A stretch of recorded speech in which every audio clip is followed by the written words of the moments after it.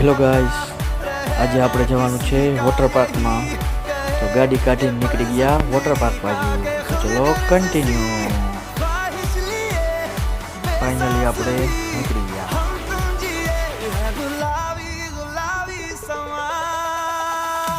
તો આપણે રાઈડમાં બેસી ગયા છીએ.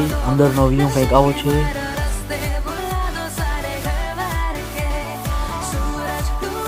રાઈડમાં બેસી આપણે ભાઈબંધારે ચાલુ કરી દીધી મોજ મસ્તી.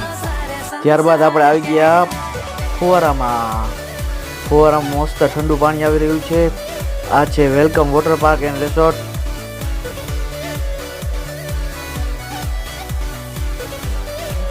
ઉપરથી મસ્ત પાણીનો ધોધ વહી રહ્યો છે.